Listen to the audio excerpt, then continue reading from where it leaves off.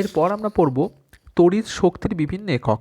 এগুলো তোমরা মাধ্যমিকে পড়ে এসেছো এবং মাধ্যমিকের জন্য এগুলি খুব গুরুত্বপূর্ণ ছিল। 8 এবং 9 এর প্রশ্নটি তোমরা দেখতে পাচ্ছ। ওয়াট ঘন্টা এবং কিলোওয়াট ঘন্টা বা বিওটি ইউনিট বলতে কী বোঝো, বৈদ্যুতিক ফিউজ কি। এমসিবিটা তোমাদের কাছে একটু নতুন, তো আমরা পুরনো জিনিসগুলো কি আরেকবার আমরা একটু মনে মনে ঝালিয়ে নেব। চলো আমরা দেখে নিই ওয়াট ঘন্টা, কিলোওয়াট ঘন্টা, বিওটি এবং বৈদ্যুতিক ফিউজ।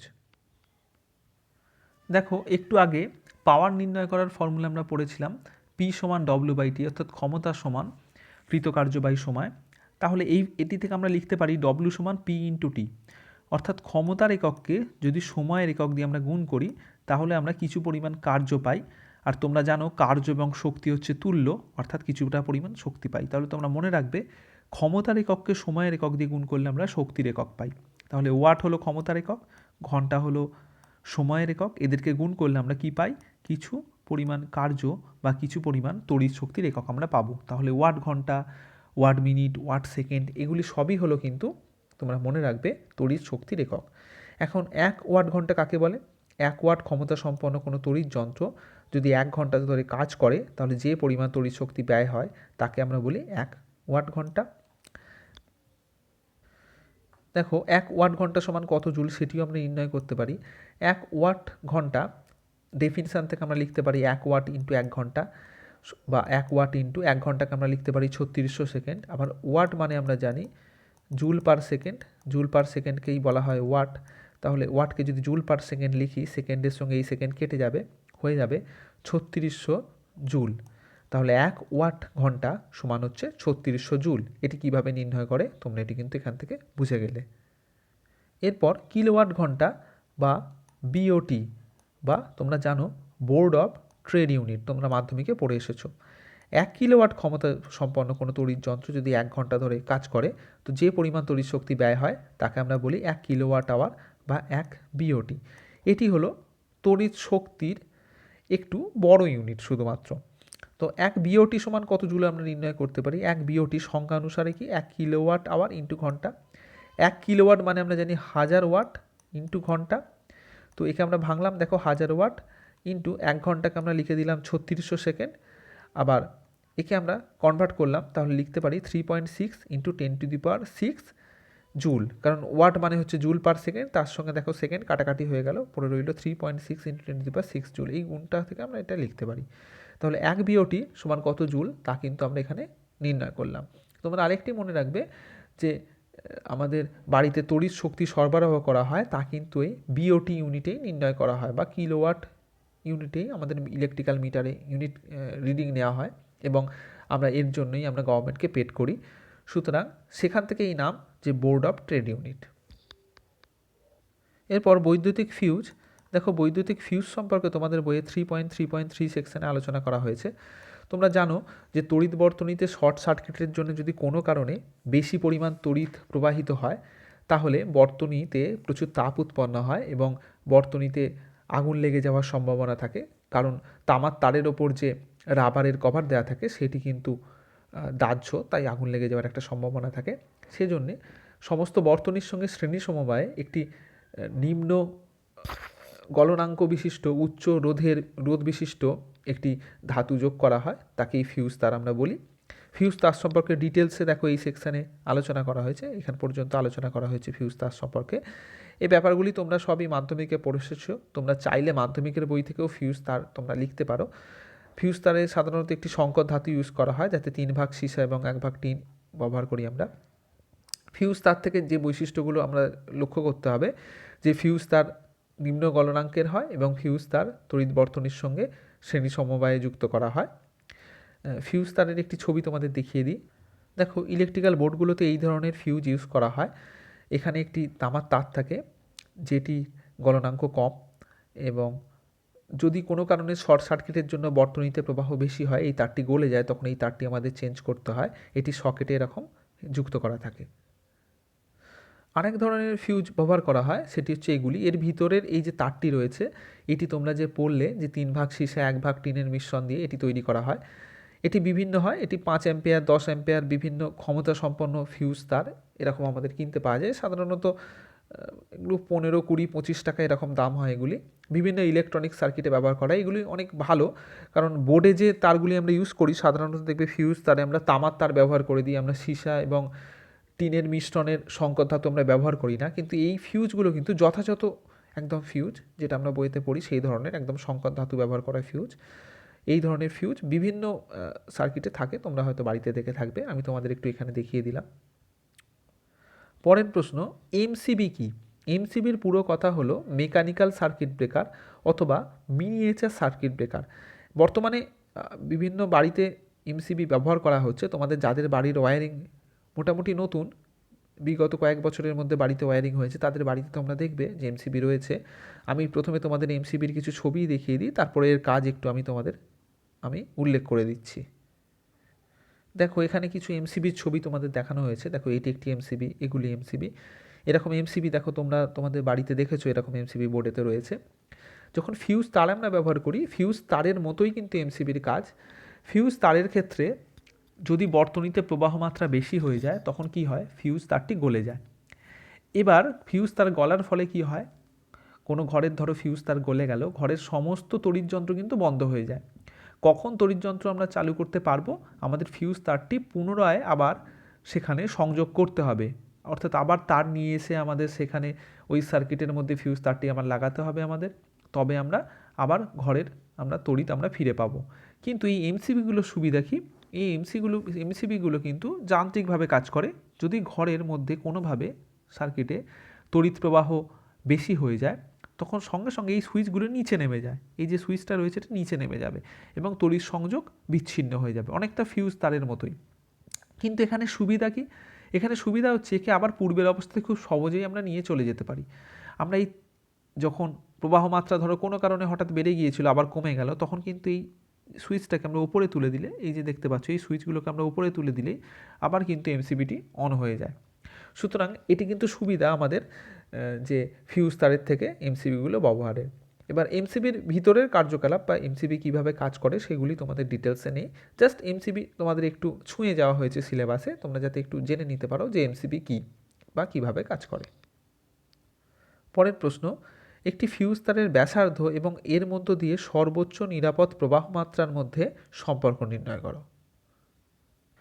দেখো সর্বোচ্চ নিরাপদ প্রবাহ মাত্রা সম্পর্কে বইয়েতে এই সেকশনটিতে আলোচনা করা হয়েছে।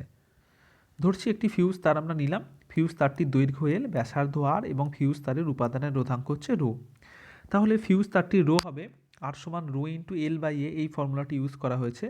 দেখো এ সমান তারের প্রস্থচ্ছেদ পাই আর স্কোয়ার, সেই পাই আর স্কোয়ার ভ্যালুটি এখানে বসিয়ে দেওয়া হয়েছে, তাহলে আর সমান হয়েছে rho into L by pi R square, এটি আমরা লিখতে পারি। এবার ওই তারটিতে প্রতি সেকেন্ডে কত তাপ উৎপন্ন হবে, দেখো উৎপন্ন তাপের ফর্মুলা এইচ সমান আমরা জানি I square R T by J, I square R T by J. এখন প্রতি সেকেন্ডে অর্থাৎ এখানে এই টি ইকুয়ালস টু 1 আমরা বসিয়ে দিয়েছি, এখানে টি ইকুয়ালস টু যদি 1 আমরা বসিয়ে দিই তাহলে আমরা লিখতে পারি যে এইচ সমান I square R by J. এবার এই যে I square R by J যেটি আমরা ভ্যালুটি এখানে লিখলাম, সেখানে দেখো এখান থেকে আর এর ভ্যালু আমরা বসিয়ে দিয়েছি, এখান থেকে আর এর ভ্যালু নিয়ে, তাহলে এইচ সমান আমরা লিখতে পারি I square rho L by J pi R square. এটি কিসের রাশিমালা, এটি হলো একটি ফিউজ তারের মধ্যে দিয়ে প্রতি সেকেন্ডে উৎপন্ন তাপের রাশিমালা। যে ফিউজ তারটির মধ্যে দিয়ে প্রবাহ মাত্রা হলো আই, তারটির উপাদানের রোধাঙ্ক হলো রো, তারটির দৈর্ঘ্য এল, জে এবং পাই হলো কনস্ট্যান্ট, তোমরা জানো যে হলো তাপের যান্ত্রিক তুল্যাঙ্ক, এবং আর হলো তারটির ব্যাসার্ধ। তাহলে আর ব্যাসার্ধের কোনো তারের মধ্যে দিয়ে যার লেন্থ হলো এল এবং রোধাঙ্ক রো, যদি আই প্রবাহ মাত্রা যায় প্রতি সেকেন্ডে এই পরিমাণ তাপ ওই ফিউজ তারটিতে উৎপন্ন হয়। এইভাবে প্রতি সেকেন্ডে যে তাপ উৎপন্ন হয় এই তাপটি দুটি ভাবে এটি ব্যয়িত হয়। এই তাপের একটি অংশ তারটির উষ্ণতা বা তাপমাত্রাকে বাড়ায়, আরেকটি অংশ তারটির বাইরের তল দিয়ে বাইরের পরিবেশে বিকীর্ণ হয়। যদি এরকম হতে হতে এমন একটি কন্ডিশান আসে যখন তাপের পুরোটা অংশই বিকীর্ণ হয় তখন তাপমাত্রা আর বাড়ে না, তখন একটি স্টেডি স্টেটে ওই ফিউজ তারটি পৌঁছয়, তার তাপমাত্রা আর বাড়ে না। এই তাপমাত্রাটি অর্থাৎ এই স্টেডি স্টেটটি যদি ওই ফিউজ তারের গলনাঙ্কের থেকে কম হয় তাহলে ওই তারটি গলবে না, কিন্তু এই স্টেডি স্টেটটি যদি গলনাঙ্কের থেকে বেশি হতো তাহলে তারটি গলে যেত। তাহলে এই স্টেডি স্টেটের তাপমাত্রাটি গলনাঙ্কের থেকে কম হলে সেই সময়ের প্রবাহকে আমরা বলবো সর্বোচ্চ নিরাপদ প্রবাহ।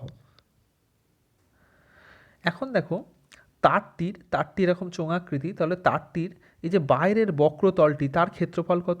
আমরা লিখতে পারি 2πRL, কারণ আর হলো ব্যাসার্ধ এবং এল হলো তারটির দৈর্ঘ্য।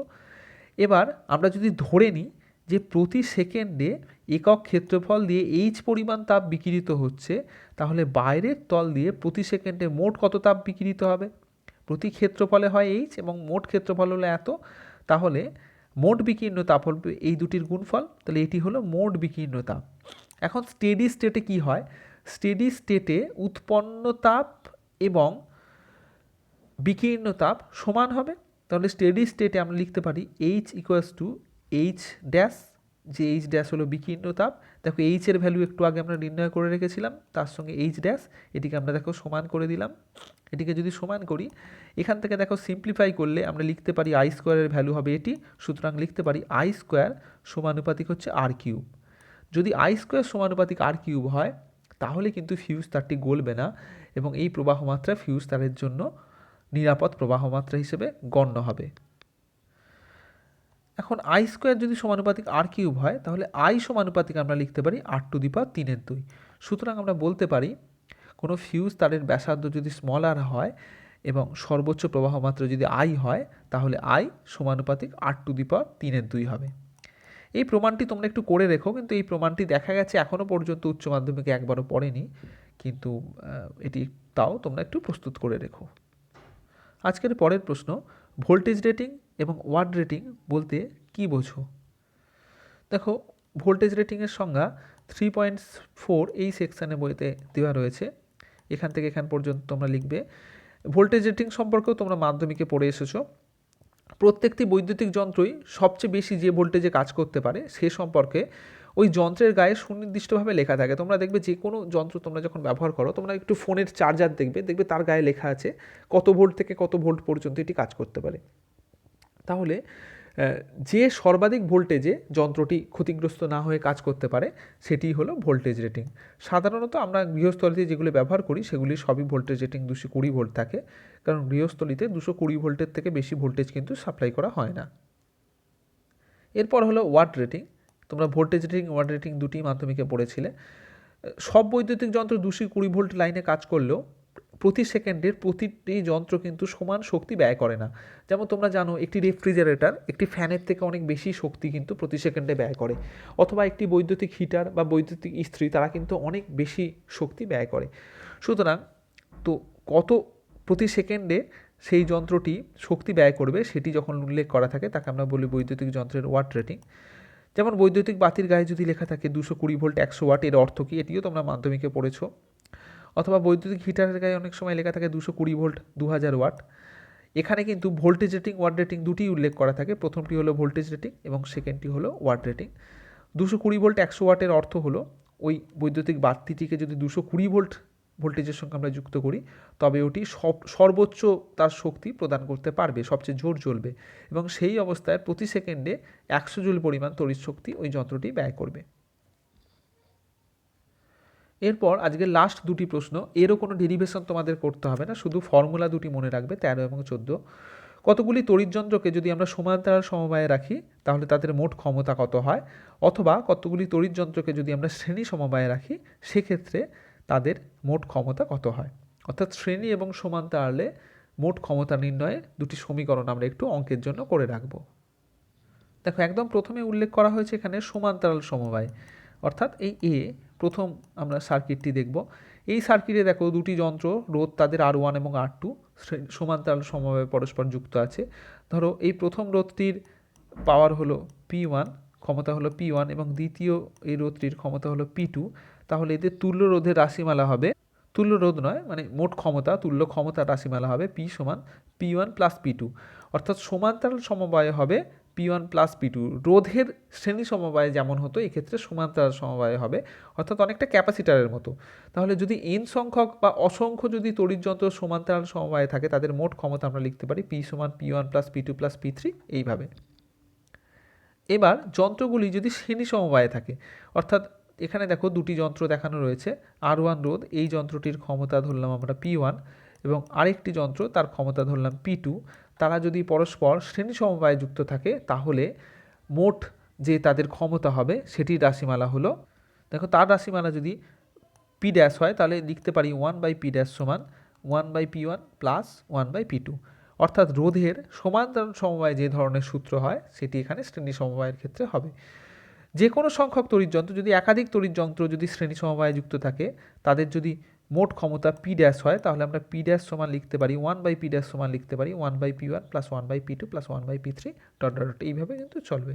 তাহলে তোমরা একটু মনে রেখে দেবে, রোধের ক্ষেত্রে তুল্য রোধ নির্ণয়ের যে সূত্রগুলো আমরা ব্যবহার করি তার বিপরীত ধরনের সমীকরণ কিন্তু এক্ষেত্রে হয়। অর্থাৎ রোধের শ্রেণী সমবায়ে যে ধরনের সমীকরণ হয় এখানে সেটা আমরা পাই সমান্তরালে, আবার রোধের সমান্তরালে যে ধরনের সমীকরণ হয় সেটা আমরা পাই এখানের শ্রেণীতে। এইভাবে কিন্তু আমরা কয়েকটি যদি যন্ত্র সমবায়ে থাকে তাদের মোট ক্ষমতা বা তুল্য ক্ষমতা আমরা নির্ণয় করতে পারি। আজকের পড়া এই পর্যন্তই থাকুক। দুটি পৃথক ভিডিওতে আজকের পড়া তোমাদের আমি বোঝালাম। আজকের পড়া থেকে তোমরা প্রয়োজনীয় কনসেপ্টগুলি বুঝে নিও এবং প্রয়োজনীয় সূত্রগুলিকে একটু রপ্ত করো। এই অধ্যায় থেকে তোমাদের আজকে শুরুতেই যেমন আমি বললাম, থিওরি সাধারণত খুব কম লক্ষ্য করা যায়, ডেরিভেশন প্রায় নেই কিছু তোমরা দেখতে পেলে। ছোট্ট ছোট্ট আমরা প্রচুর সূত্র এখানে শিখলাম। দেখবে তোমরা বইয়েতে তোমাদের প্রচুর অঙ্ক উদাহরণে করে দেওয়া রয়েছে। এই জায়গাগুলি থেকে কিন্তু প্রচুর অঙ্ক উচ্চ মাধ্যমিক জয়েন্ট দুটি জায়গাতেই আসে।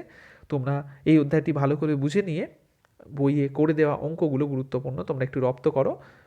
তোমাদের যদি কিছু অসুবিধা থাকে তাহলে নিচের কমেন্ট সেকশানে লিখে কিন্তু আমাকে জানিও। আজকে এই পর্যন্তই থাকুক, টাটা।